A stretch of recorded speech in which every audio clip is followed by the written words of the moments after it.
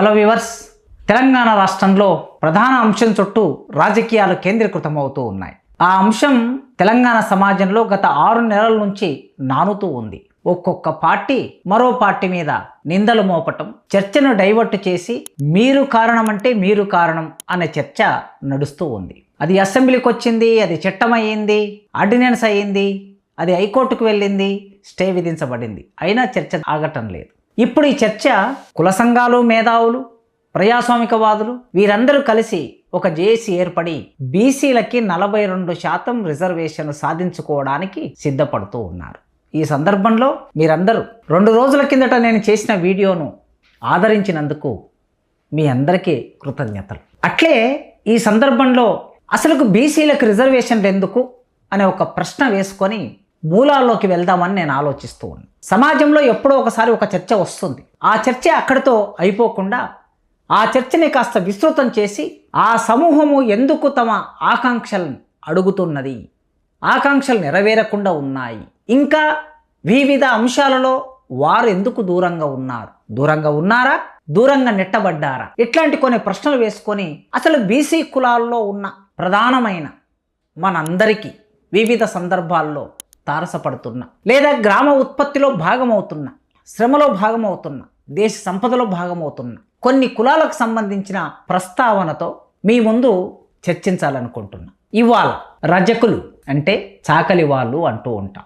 బహుశా చాకలి వాళ్ళు లేని ఊరు ఉండకపోవచ్చు. ప్రతి గ్రామంలో చాకలి వాళ్ళు ఉంటారు. బ్రాహ్మణులు లేని ఊరు ఉండవచ్చు, కొన్ని చోట్ల రెడ్లు లేని ఊరు ఉండవచ్చు, కోమటోళ్ళు లేని ఊరు ఉండవచ్చు. కానీ చాకలి వాళ్ళు లేని ఊరు ఉండకపోవచ్చు అనుకుంటున్నాను. చాకలి వాళ్ళు ఒక్కసారి మీ జ్ఞాపకాల్లోకి, మీ ఆలోచనలోకి చాకలి వాళ్ళను తెచ్చుకోండి. ఎలా ఉంటారు? ఊరేడు బట్టలు మూట కట్టుకొని వెన్నుపూస వంగిపోయేటట్లు భుజం మీద వేసుకొని వాళ్ళు వంగుతూ ఇలా నడుస్తూ ఉంటారు. ఆ మూట వేసుకున్న తర్వాత, వీపు మీద మూట వేసుకున్న తర్వాత ఆ మనిషే కనిపించడు, అంతటి మూట. ఈ మూట మోస్తున్న మనుషులు ఇప్పటి తరానికి కనిపించకపోవచ్చు. ఒక 20 ఏండ్లు మీరు వెనక్కి వెళితే, 20 ఏండ్ల గ్రామ జ్ఞాపకాల్లోకి వెళితే ఒక దృశ్యం మన కళ్ళ ముందుకు వస్తుంది. ఇంటింటికి వెళ్ళి బట్టలన్నిటిని తీసుకొని వాటిని మూట కట్టుకొని వాగుకో, చెరువుకో వెళ్ళి, కాలువకో వెళ్ళి, బావికో వెళ్ళి ఆ బట్టల్ని ఉతుక్కొస్తారు. ఎలా ఉతుకుతారు? సబ్బులు లేని కాలంలో, షాంపూలు లేని కాలంలో, డిటర్జెంట్ లేని కాలంలో, సబ్బు పౌడర్ లేని కాలంలో ఎలా ఉతుకుంటారు? భారతదేశంలో మట్టికి, ఈ మట్టే మానవ జీవితంలో ఎంత భాగమైంది. ఈ మట్టిలో చౌడు ఉంటుందని చౌడు నేలలో నుంచి చౌడును తీసి, చౌడు మట్టిని తీసి అందులో డిటర్జెంట్ లక్షణం ఉంటుందని గుర్తించి ఆ చౌడుతో మురికి బట్టలను ఉడకబెట్టి, ఆ ఉడకబెట్టిన బట్టల్ని తీసి బండకేసి కొట్టి వాటిని తెల్లగా మార్చి ఇస్త్రీ చేసి మన ఇంటి ముందుకు తెచ్చిచ్చారు. ఇది ఎంత అందమైన ప్రాసెస్ చూడండి. చెమట కంపు కొట్టే మన బట్టల్ని ఏ బట్టల్ని సేకరిస్తారు? ఊహించండి ఒక్కసారి. ముట్టు బట్టల్ని సేకరిస్తారు. గర్భం ధరించిన స్త్రీలు ప్రసవం అయితే ఆ బట్టల్ని సేకరిస్తారు. అదేవిధంగా రోగగ్రస్తులై మంచం మీనబడి దీర్ఘకాలిక రోగాలతో సతమతమవుతున్న వాళ్ళు ఆ బట్టల నిండా చీమురు, నెత్తురు, మలం, మూత్రాలు కలిసి ఉన్న బట్టల్ని సేకరిస్తారు.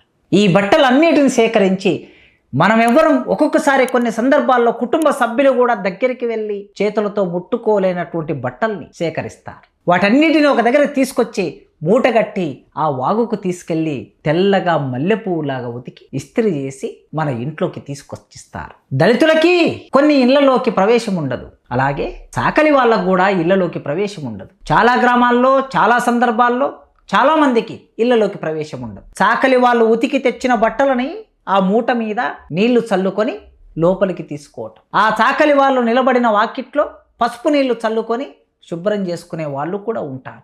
అంటే బట్టలు ఉతికినప్పుడు లేని మైల, మీ మైల బట్టలు ఉతికినప్పుడు లేని మైల మనిషి వచ్చి నిలబడితే తెల్లగా వచ్చిన తర్వాత మైలు వస్తుందనే ఈ సమాజంలో చాకలి వాళ్ళు, ప్రకృతిలో భాగమైన చాకలి వాళ్ళు పొద్దున బట్టలు తీసుకొని పోతే ఎండంతా వాళ్ళ శరీరం మీద అలా పోతూ ఉంది. బట్టలని ఉడకబెట్టడానికి పొయ్యిని రాజేసి, ఆ పొయ్యిని రాజేసిన సందర్భంలో పొయ్యి నుంచి వచ్చే వేడి బట్టలను, కుండలో కుతకుత ఉడికిన బట్టల్ని చేతిలోకి తీసుకున్నప్పుడు ఆ వేడితో కాలిపోయే చేతులు, పైన సూర్యుడు, ముందు మంట, చేతుల్లో వేడి, ఇలా ఇంత శ్రమ చేసి వాళ్ళు బట్టల్ని ఉతికి తీసుకొస్తారు. అలాంటి మనుషులు ఈ సమాజంలో, ఈ సమాజానికి ఎంత సేవ చేస్తున్నట్లు.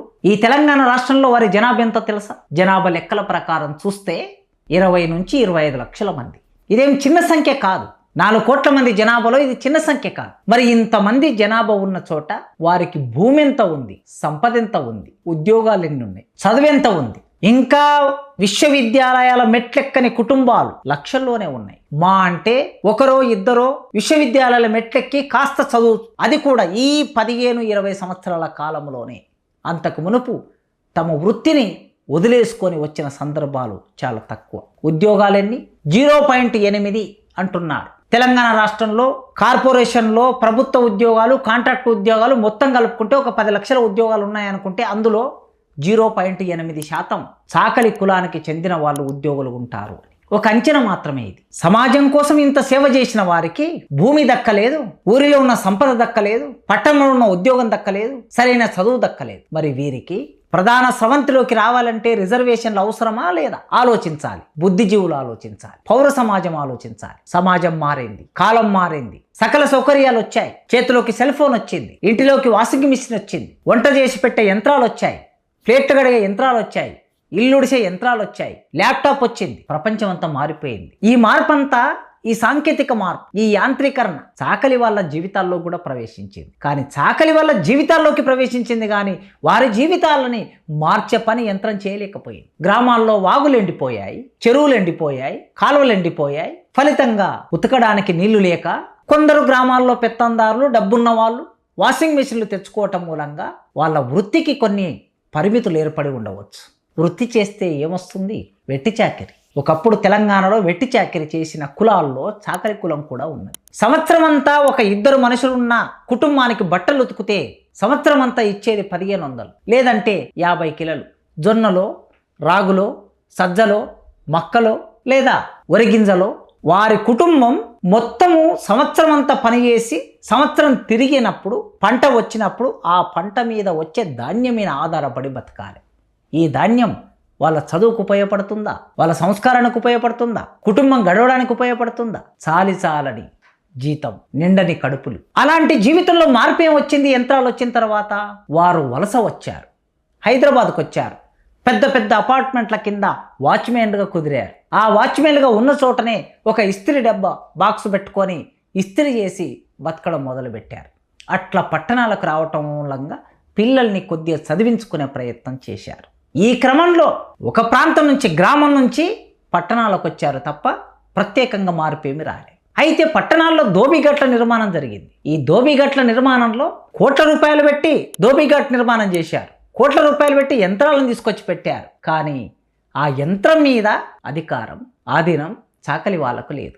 ఆ యంత్రాల మీద మళ్ళీ డబ్బున్న వాళ్ళకే, ఆ డబ్బున్న వాళ్ళు పై కులాల వాళ్ళు లేదా యాదవులు ఇలాంటి కులాల వాళ్ళు. హైదరాబాదులో సిక్ విలేజ్ లాంటి చోట ధోబీఘాట్లుంటే ఒక యాదవ కులానికి సంబంధించిన ఆయన కాంట్రాక్టర్ తీసుకొని బట్టల్ని ఉతికిన తర్వాత 25 రూపాయలు ఆయన తీసుకుంటే 5 రూపాయలు చాకలి వాళ్ళకిచ్చి 20 రూపాయలు ఆయన తీసుకుంటున్నాడు. అంటే చాకలి వాళ్ళ జీవితాల్లో జరిగినటువంటి మార్పు చూడండి. ఇంకా ఏమేమి ఉన్నాయి? రైల్వేలో బట్టలు ఉంటాయి, హాస్పిటల్లో ఉతకవలసిన బట్టలు ఉంటాయి, హాస్టళ్లలో ఉతకవలసిన బట్టలు ఉంటాయి.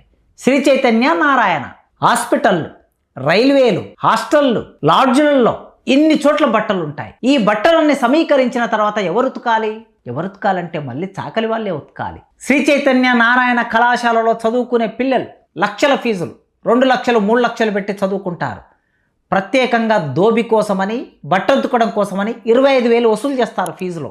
ఇంత డబ్బు వసూలు చేసిన తర్వాత వీటి కాంట్రాక్టర్లు ఎవరో తెలుసా? ఆదిలాబాద్ జిల్లా ఆ ప్రాంతంలో ఉండే నారాయణ శ్రీ చైతన్య కాలేజీలకు సంబంధించిన కాంట్రాక్టు, బట్టలు, కేవలం బట్టలు ఉతకడానికి వసూలు చేసే డబ్బులకు సంబంధించిన కాంట్రాక్టు ఒక రెడ్డి తీసుకున్నాడు. నిజామాబాద్ జిల్లాకు సంబంధించిన కాంట్రాక్టు ఒక పటేల్ తీసుకున్నాడు. కానీ రజకులకు రాలేదు. పెద్ద పెద్ద hospital, Yashoda hospital, Apollo hospital, హైదరాబాద్లో ఎన్నో హాస్పిటల్ ఉంటాయి. ఈ హాస్పిటల్కి సంబంధించిన బట్టలని తీసుకొచ్చి ఉతకాలి. వీటి కాంట్రాక్టు రజకులకు లేదు. రైల్వేలో కాంట్రాక్టు ఉత్తరాది ప్రాంతానికి సంబంధించిన అగ్రకులాలకి రైల్వేలో బట్టలను క్లీన్ చేసే కాంట్రాక్ట్ ఉంటుంది.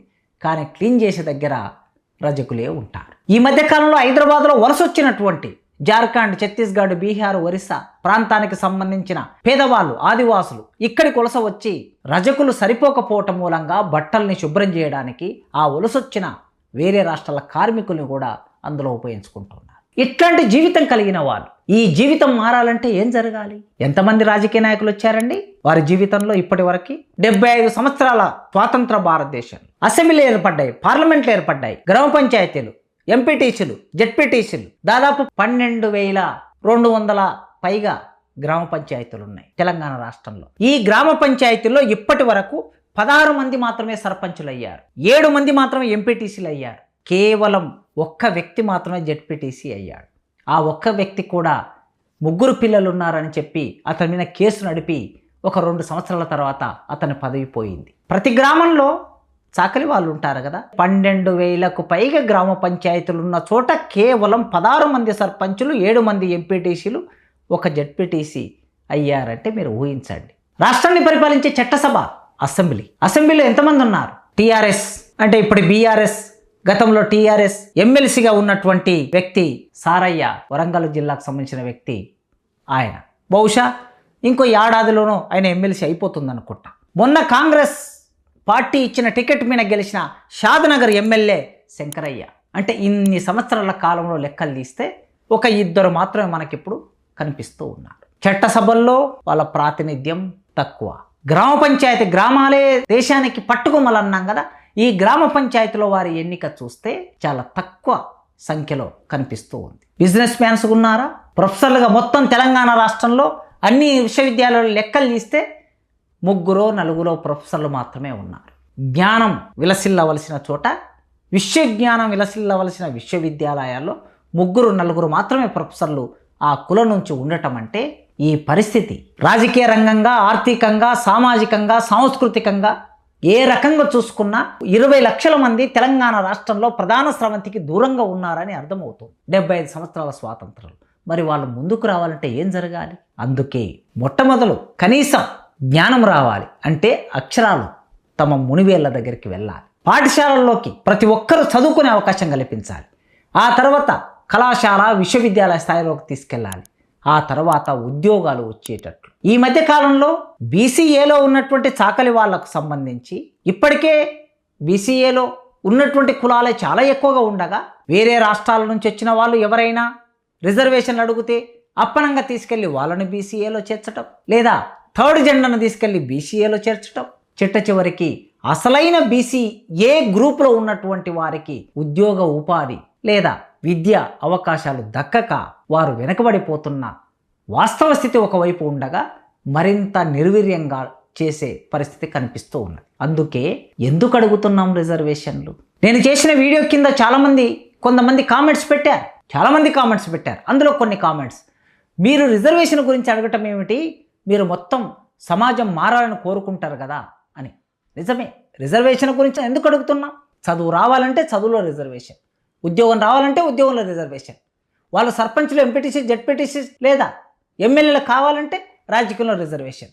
మిగతా కులాలతో పోటీ పడలేరు గనక పోటీ పడే వరకు వాళ్లకు కావలసిన వెసులుబాటును ఇవ్వాలని మనం అడుగుతున్నాం. బీసీలకి 42% రిజర్వేషన్ ఎందుకు అవసరం అంటే, ఒక్కసారి ఈ రజకులు అంటే చాకలి వాళ్ళ జీవితాన్ని మీరు పరిశీలించండి. రిజర్వేషన్ ఎందుకు అవసరమో అర్థమవుతుంది.